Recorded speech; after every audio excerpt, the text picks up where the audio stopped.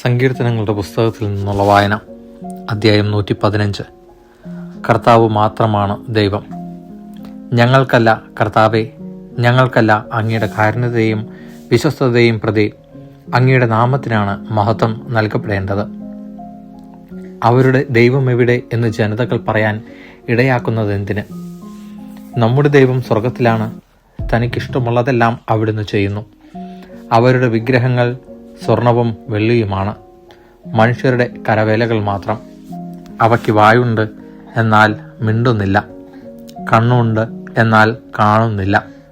അവയ്ക്ക് കാതുണ്ട്, എന്നാൽ കേൾക്കുന്നില്ല. മൂക്കുണ്ട്, എന്നാൽ മണത്തറിയുന്നില്ല. അവയ്ക്ക് കൈയുണ്ട്, എന്നാൽ സ്പർശിക്കുന്നില്ല.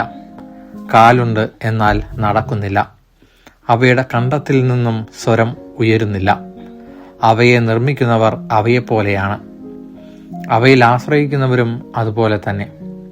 ഇസ്രായേലേ, കർത്താവിൽ ആശ്രയിക്കുവിൻ, അവിടുന്നാണ് നിങ്ങളുടെ സഹായവും പരിചയം. അഹറോന്റെ ഭവനമേ, കർത്താവിൽ ശരണം വയ്ക്കുവിൻ, അവിടുന്നാണ് നിങ്ങളുടെ സഹായവും പരിചയം. കർത്താവിൻ്റെ ഭക്തരെ, കർത്താവിൽ ആശ്രയിക്കുവിൻ, അവിടുന്നാണ് നിങ്ങളുടെ സഹായവും പരിചയം. കർത്താവിന് നമ്മെക്കുറിച്ച് വിചാരമുണ്ട്, അവിടുന്ന് നമ്മെ അനുഗ്രഹിക്കും.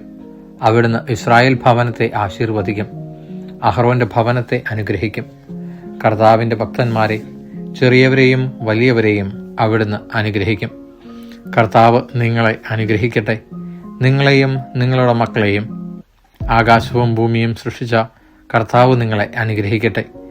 ആകാശം കർത്താവിന് മാത്രമുള്ളത്, എന്നാൽ ഭൂമി അവിടുന്ന് മനുഷ്യമക്കൾക്ക് നൽകിയിരിക്കുന്നു.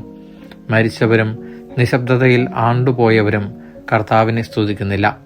എന്നാൽ നമ്മൾ ഇന്നുമെന്നേക്കും കർത്താവിനെ സ്തുതിക്കും. കർത്താവിനെ സ്തുതിക്കുവിൻ. ദൈവവചനമാണ് നാം കേട്ടത്.